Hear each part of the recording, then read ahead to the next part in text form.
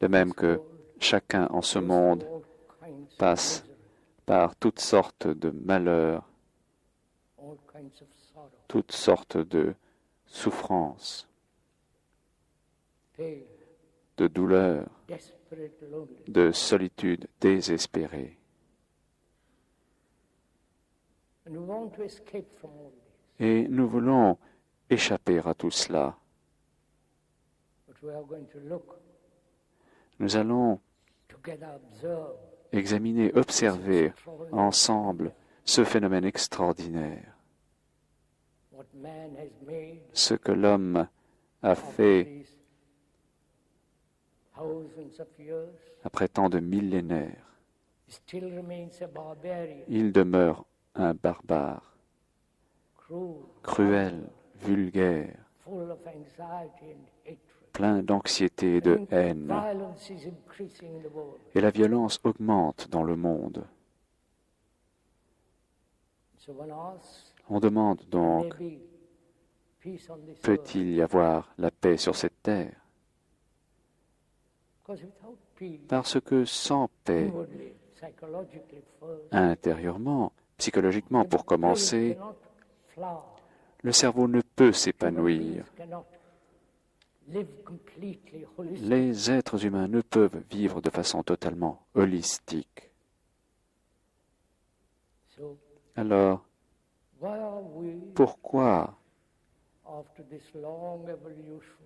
au bout de cette longue évolution,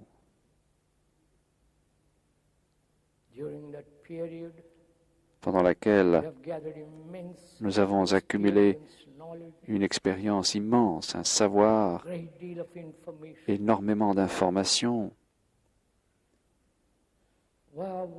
pourquoi sommes-nous, en tant qu'êtres humains, en conflit perpétuel? C'est là la vraie question. Parce que quand il n'y a pas de conflit, il y a la paix, tout naturellement. Et l'homme, et cela inclut, je vous en prie, cela inclut la femme, quand je me sers du mot l'homme, je n'exclus pas la femme. Je vous en prie, que cela ne vous énerve pas. Si l'on peut se permettre de l'indiquer, ne vous fâchez pas, ne vous irritez pas sur ce que nous sommes en train de rechercher ensemble. Il vous incombe de chercher, c'est votre responsabilité, non simplement sur le plan intellectuel, verbal, mais avec votre cœur, votre cerveau, avec tout votre être, afin de découvrir pourquoi nous sommes ce que nous sommes. Nous avons essayé diverses religions, divers systèmes économiques, des systèmes sociaux différents. Et pourtant, nous vivons dans le conflit. Ce conflit en chacun de nous peut-il prendre fin complètement et non partiellement, non occasionnellement? C'est là une question très sérieuse. Elle exige une réponse sérieuse. Et il ne s'agit pas de dire c'est possible ou ce n'est pas possible, mais il faut chercher au fond, très au fond de la question, afin de voir pourquoi les êtres humains, vous y compris, et peut-être même l'orateur, vivons en conflit perpétuel, dans les problèmes, dans les divisions. Pourquoi avons-nous divisé le monde en nationalités, en groupes religieux, avec leur comportement social et tout le reste. Pouvons-nous sérieusement cet après-midi chercher s'il est possible de mettre fin au conflit, d'abord psychologiquement, intérieurement, parce que s'il existe une certaine qualité de liberté intérieurement, nous produirons alors une société dans laquelle il n'y aura aucun conflit. Il nous incombe donc, en tant qu'êtres humains responsables, en tant que soi-disant individualité, de consacrer sérieusement nos cerveaux, nos énergies, notre passion à la découverte pour nous-mêmes, et non selon un quelconque philosophe, selon un quelconque psychiatre, et ainsi de suite,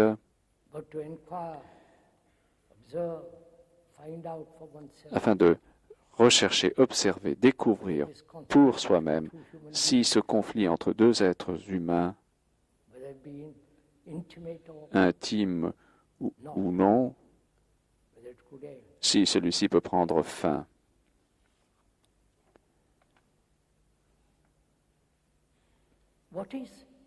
Qu'est-ce que le conflit? Pourquoi avons-nous vécu dans le conflit? Pourquoi avons-nous des problèmes? Qu'est-ce qu'un problème? Recherchez, s'il vous plaît, avec l'orateur. Étudiez avec lui cette question. Qu'est-ce qu'un problème? La signification étymologique de ce mot est quelque chose qui vous est lancé. Un problème est un défi, une chose à laquelle vous devez répondre. Mais si vous commencez à vous plonger dans toute la nature d'un problème,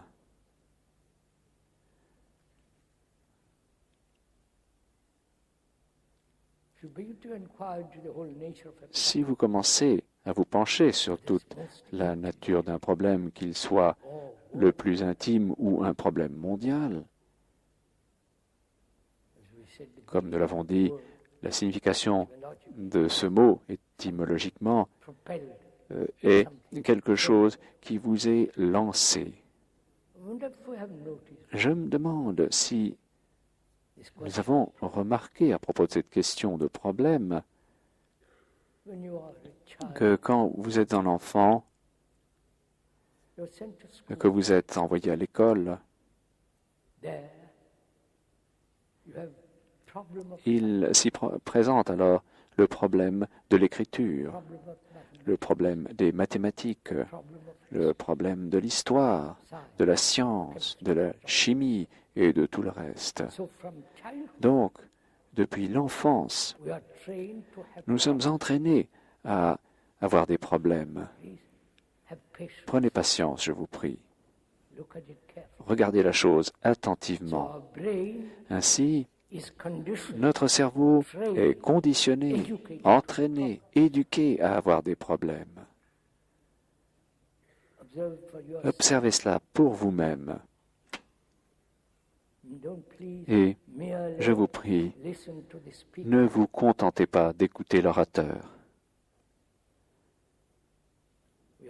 Ensemble, nous sommes en train d'étudier, d'approfondir les problèmes qui vous confrontent.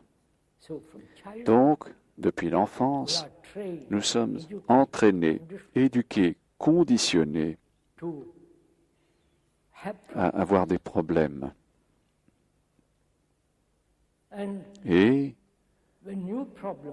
quand de nouveaux problèmes surgissent, ce qui arrivera inévitablement, notre cerveau, étant déjà plein de problèmes, essaye de résoudre un nouveau problème et, par là, augmente le nombre de problèmes. Et c'est ce qui est en train de se passer dans le monde. Les politiciens partout dans le monde augmentent problème après problème et ils n'ont trouvé aucune réponse.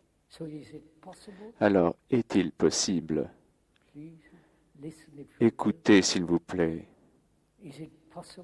Est-il possible d'avoir un cerveau libre de problèmes, de sorte que vous puissiez résoudre des problèmes, et non un cerveau encombré de problèmes?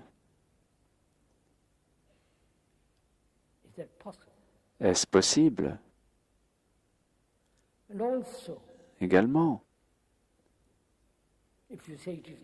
si vous dites que ce n'est pas possible ou que c'est possible, vous avez stoppé votre recherche. Ce qui est important dans cette recherche, c'est qu'il faut avoir énormément de doutes, de scepticisme, sans jamais admettre quoi que ce soit selon les apparences ou selon votre plaisir ou la gratification que vous en tirerez. La vie est bien trop sérieuse. Nous devrions donc nous pencher non seulement sur la nature du conflit et des problèmes, mais encore, et peut-être est-ce encore bien plus important, où que vous alliez, si vous parcourez le monde, vous verrez que chaque être humain sur cette terre, que chaque être humain, qu'il vive en Russie, en Chine, en Asie, en Inde, en Europe ou ici, passe par des souffrances de toutes sortes.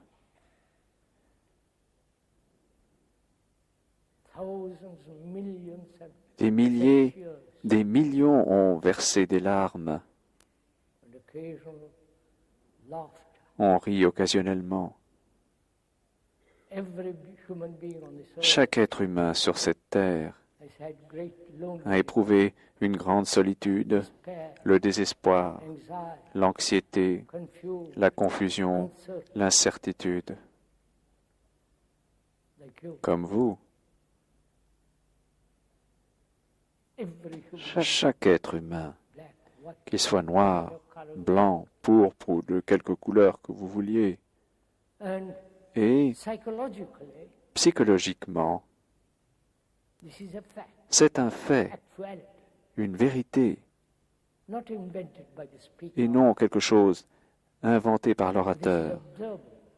C'est observable. Vous pouvez le voir sur chaque visage sur cette terre. Et ainsi, psychologiquement, vous êtes le restant de l'humanité. Vous pouvez être grand de taille, petit, noir ou blanc, ou de quelque couleur que ce soit, mais psychologiquement, vous êtes l'humanité. Je vous en prie, comprenez cela, non pas intellectuellement ou idéologiquement ou par hypothèse.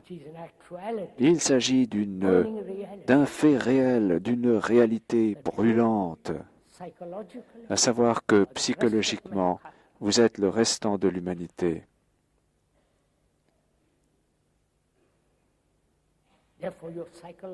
Par conséquent, psychologiquement, vous n'êtes pas des individus.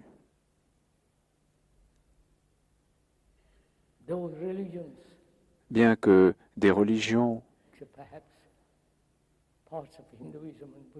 certaines parties de l'hindouisme et du bouddhisme exceptées peut-être, ont encouragé le sens d'une croissance individuelle en sauvant des âmes individuelles et tout cela.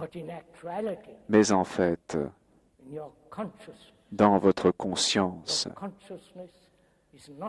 cette conscience n'est pas la vôtre, elle est celle du restant de l'humanité. parce que nous passons tous par la même meule, le même conflit sans fin, et ainsi de suite.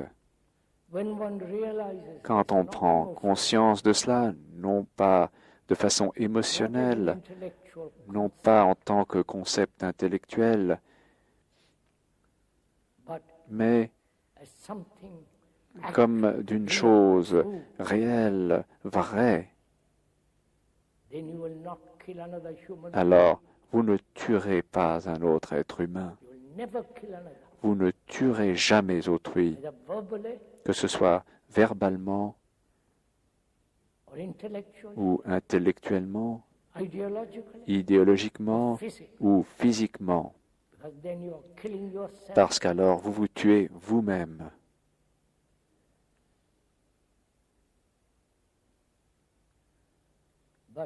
Mais l'individualité a été encouragée partout dans le monde.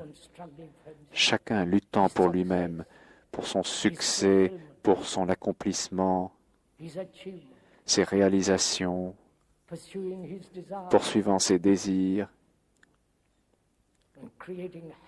et créant le chaos dans le monde. Comprenez cela avec beaucoup d'attention.